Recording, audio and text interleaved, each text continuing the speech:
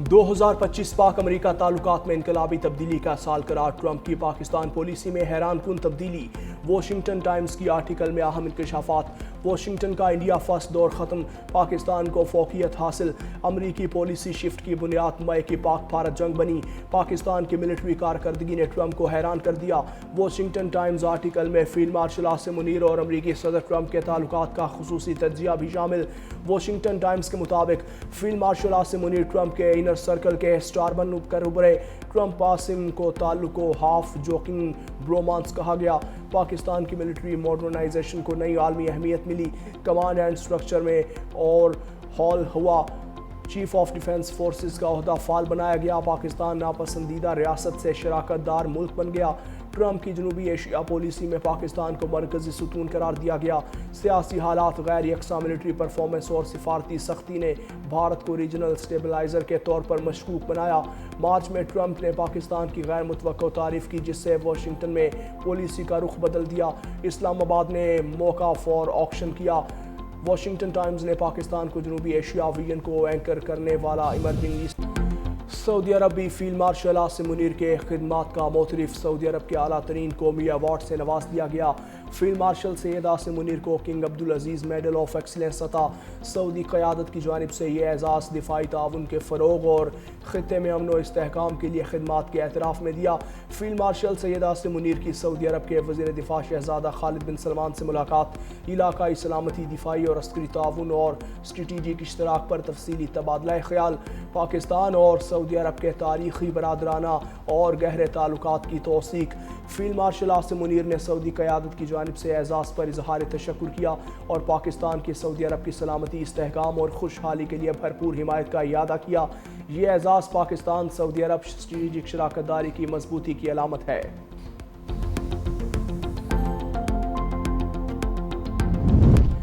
وزیر اعظم کا under 19 Asia cup کے فائنل میں بھارت کو شکست دینے والی قومی ٹیم کے ہر کھلاڑی کو 1-1 کروڑ روپے دینے کا اعلان ٹیم کے مینٹور سرفراز احمد کا کہنا تھا وزیر اعظم سے ملاقات کر کے آئے ہیں امید ہے مستقبل میں یہ ٹیم مزید کامیابیاں سمیٹے گی پاکستان انڈر 19 کرکٹ ٹیم کی وطن واپسی پر شاندار استقبال اسلام آباد ایئرپورٹ پر گل پاشی بھی کی گئی شائقین کرکٹ اور کھلاڑیوں کے اہل خانہ کی بڑی تعداد میں ایئرپورٹ پر آمد کرکٹ شائقین نے ڈھول کی تھاپ پر بھنگڑے ڈالے لاہور ہائی کورٹ نے پنجاب پراپرٹی اونرشپ آرڈیننس پر عمل درآمد روک دیا chief justice Lahore high court justice Aalia Neelum نے عابدہ پروین سمیت دیگر درخواست گزاروں کی درخواست پر کی عدالت نے تمام درخواستوں پر عائد اعتراضات دور کرتے ہوئے فل بینچ تشکیل دینے کی سفارش کر دی عدالت کا پراپرٹی اونرشپ آرڈیننس کے تحت دیے گئے تمام قبضے فوری طور پر واپس کرنے کا حکم چیف جسٹس عالیہ نیلم نے حکومت پر سخت تنقید کرتے ہوئے ریمارکس دیے کہ حکومت کو بتا دیجیے اگر یہ قانون برقرار رہا تو جاتی عمرہ بھی آدھے گھنٹے میں خالی ہو جائے گا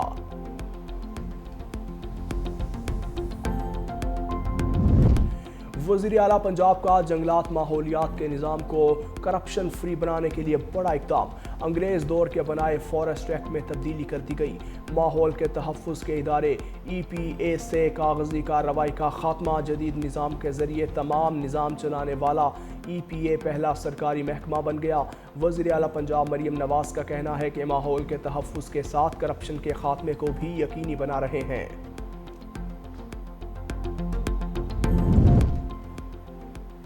صدر آصف علی زرداری کی بغداد میں زیارت مقدسہ پر حاضری صدر مملکت کی حضرت شیخ عبدالقادر جیلانی کے مزار پر فاتحہ خوانی کے بعد قاسمیہ مقدسہ میں امام موسیٰ الکاظم اور امام محمد التقیٰ الجواد کے روزوں پر حاضری روزہ قاسمیہ میں امت مسلمہ کے امن اتحاد اور سلامتی کے لیے دعا زائرین کی کتاب میں اپنے تاثرات قلم بند کیے صدر زرداری نے ائمہ اہل بیت کی تعلیمات کو علم صبر حکمت اور اخلاقی قوت کا دائمی سرچشمہ قرار دیا صدر زرداری کی امام اعظم ابو حنیفہ کے مزار پر بھی حاضری مزارات کے منتظمین اور مبلغین سے ملاقاتیں بھی کیں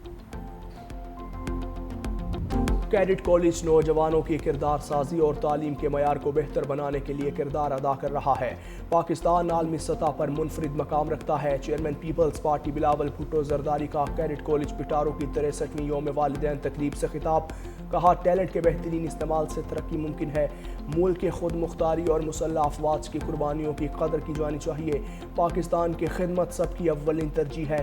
کیڈٹ کالج پٹارو کی تقریب میں بلاول بھٹو زرداری اور وزیر اعلیٰ سندھ مراد علی شاہ سمیت اہم شخصیات نے شرکت کی۔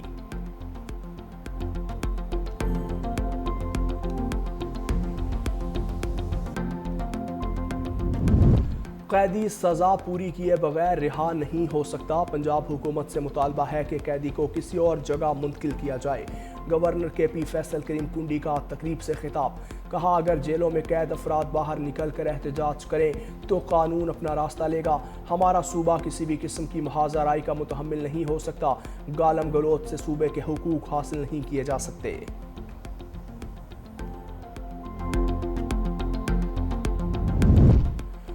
سندھ حکومت نے کراچی کے صنعتی علاقوں کے لیے 2.28 ارب روپے سے زائد کے ترقیاتی پیکج کی منظوری دے دی۔ سینئر وزیر شرجیل انعام میمن کے مطابق فیصلہ صنعتی انفراسٹرکچر کی بہتری، روزگار برآمدات اور سرمایہ کاری کو فروغ دینے کے لیے تاریخی اور بروقت ہے۔ ترقیاتی کام پیر سے شروع ہوں گے اور 6 ماہ میں مکمل کیے جائیں گے۔ فنڈز انفراسٹرکچر ڈیولپمنٹ سے فراہم شفاف نگرانی اور معیار کے ساتھ منصوبے مکمل کیے جائیں گے۔ صنعتی زونز کی بحالی سے ٹرانسپورٹ، لاجسٹکس اور کاروباری ماحول بہتر ہوگا۔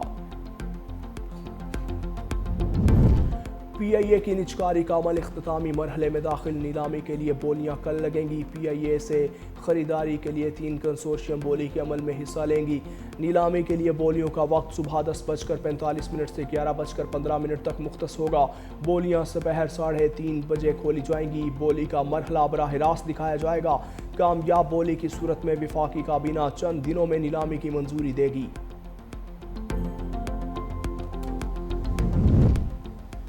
افغانستان سے پنپنے والی دہشت گردی عالمی سلامتی کے لیے سنگین خطرہ بن گئی۔ کینیڈا میں دہشت گردی میں ملوث ایک اور افغان شہری گرفتار۔ افغان جریدہ دہشت صبح کے مطابق کینیڈین پولیس نے 26 سالہ افغان شہری ولید خان کو ٹورنٹو میں داعش سے مبینہ تعلقات پر الزام میں حراست میں لیا۔ پولیس کے مطابق ملزم داعش کو مالی معاونت، سوشل میڈیا سہولتیں فراہم کرنے اور قتل کی سازشوں میں ملوث رہا۔ گرفتاری کے دوران اسلحہ اور گولہ بارود بھی برآمد۔ رپورٹ کے مطابق افغان طالبان کے زیر انتظام افغانستان دہشت گردی اور منشیات کے گڑھ میں تبدیل ہو چکا۔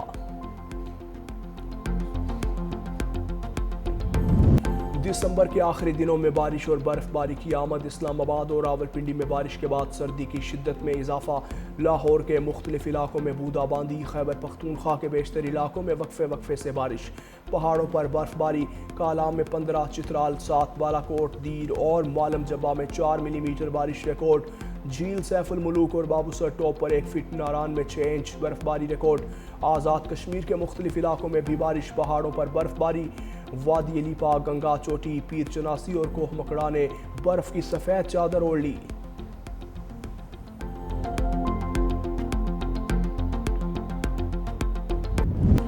لاہور میں ایئر کوالٹی انڈیکس میں کمی، دنیا کے آلودہ ترین شہروں کی فہرست میں 5ویں نمبر پر موجود۔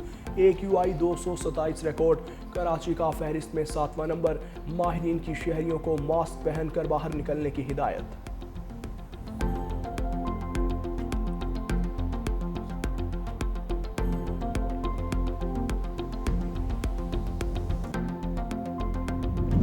بھارتی فوج کے اہلکاروں پر بدعنوانی، جنسی جرائم اور منشیات سمگلنگ کے سنگین الزامات بے نقاب۔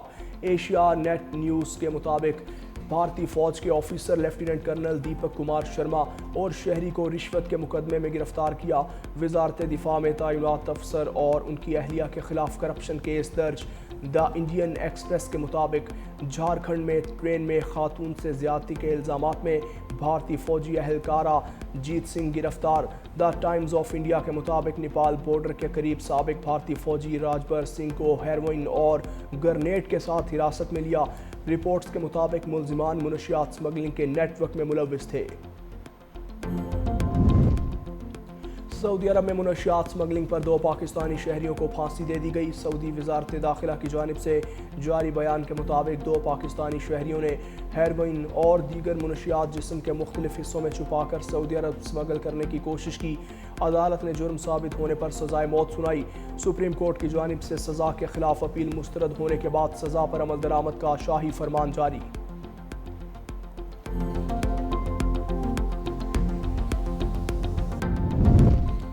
سڈنی کے بونڈائی بیچ حملہ کیس میں اہم پیش رفت، تحقیقات میں نئے حقائق سامنے آ گئے۔ آسٹریلوی پولیس کے مطابق بھارتی نژاد حملہ آور ساجد اکرم اور ان کے بیٹے نوید اکرم نے آسٹریلیا میں ہی حملے کی ٹیکنیکل ٹریننگ حاصل کی۔ حملے سے ایک روز قبل دونوں نے بونڈائی بیچ کا وزٹ بھی کیا۔ دستاویزات کے مطابق ایک حملہ آور کے فون سے ملی ویڈیو میں دونوں ملزمان داعش کے جھنڈے کے سامنے بیٹھے نظر آئے۔ دشمن پر کسی بھی وقت حملہ کر سکتے ہیں، اسرائیلی آرمی چیف کی ایران کو دھمکی۔ آرمی چیف ایال زمیر نے کہا کہ 7 اکتوبر 2023 کو اسرائیل کی حماس کے ساتھ جنگ شروع ہوئی، لیکن بعد میں ایران نے اسرائیل کے خلاف کچھ لوگوں کو مالی اور عسکری مدد فراہم کی اور اسرائیل کو تباہ کرنے کے منصوبے کے پیچھے کھڑا رہا۔ ان کا کہنا تھا کہ جہاں بھی ضرورت ہوگی وہ حملہ کریں گے اور اسرائیل دشمن کے خلاف کارروائی سے کبھی نہیں ہچکچائیں گے۔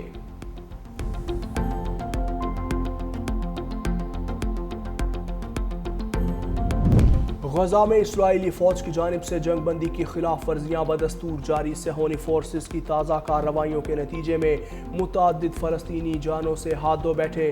غیر ملکی میڈیا رپورٹس کے مطابق مقبوضہ علاقوں میں اسرائیلی فوج نے ایک آپریشن کے دوران ایک کمسن بچے سمیت 2 فلسطینیوں کو شہید کر دیا۔ ادھر غزہ شہر میں اسرائیلی بمباری سے پہلے ہی تباہ شدہ ایک عمارت زمیں بوس جس کے ملبے تلے دب کر 4 فلسطینی شہید ہو گئے۔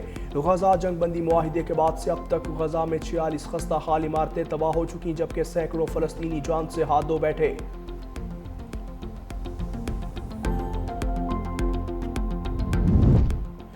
مقبوضہ مغربی کنارے میں غیر قانونی آباد کاری کا سلسلہ جاری۔ اسرائیل کی سیکیورٹی کابینہ نے مقبوضہ مغربی کنارے میں 19 نئی یہود بستیوں کی منظوری دے دی۔ یہ منصوبہ وزیر دفاع اسرائیل کاٹز کے ساتھ مل کر پیش کیا اور اس کا مقصد فلسطینی ریاست کے قیام کو روکنا ہے۔ اقوام متحدہ کے سیکریٹری جنرل انتونیو گوتریس نے خبردار کیا ہے کہ اسرائیل کی مسلسل آباد کاری کی پالیسی کشیدگی کو بڑھا رہی ہے، فلسطینیوں کی زمین تک رسائی محدود کر رہی ہے اور ایک خود مختار فلسطینی ریاست کے قیام کو خطرے میں ڈال رہی ہے۔